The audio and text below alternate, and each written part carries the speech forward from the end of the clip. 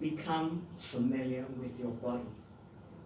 My mother was a nurse, and so she taught me, feel your body. Breast cancer took her too. But don't hesitate to do it. And the same thing goes for men. Just do it as a matter of course. So when everybody was saying, I can't feel anything, the mammogram isn't showing anything, I said, I know what I feel. With my hand, I can feel it. And the second time, the same thing happened. So the ultrasound was the instrument that brought it up. It's quite a question very often. And I think it's just they are more conservative about how they are checked for prostate cancer. You know, men have a problem about the digital. They also have a problem with blood tests being taken.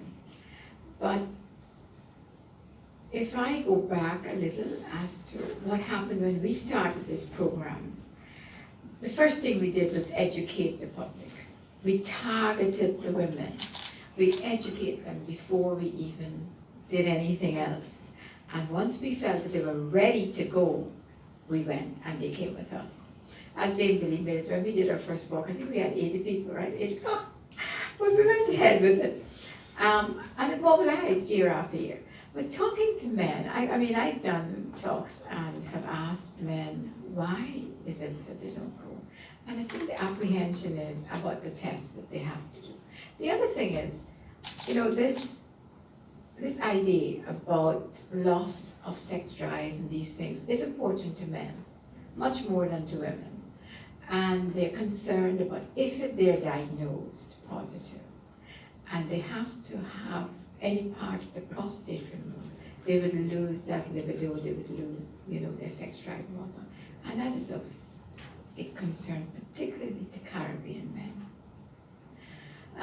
But the way I look at this is, if you would take the bull by the horns and have yourself screened, just checked every year, we know that if there's a diagnosis that's positive, it will be early.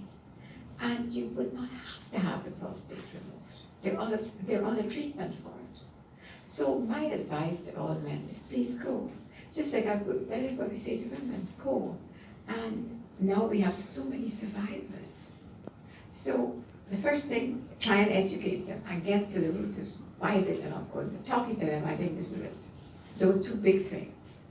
And it's for, I was hoping a few years ago that a young neurologist who came back to the island, I did prep him. I said, you come with us, you do this. He did give a talk. We did have quite a few men at that talk, but it died a slow death.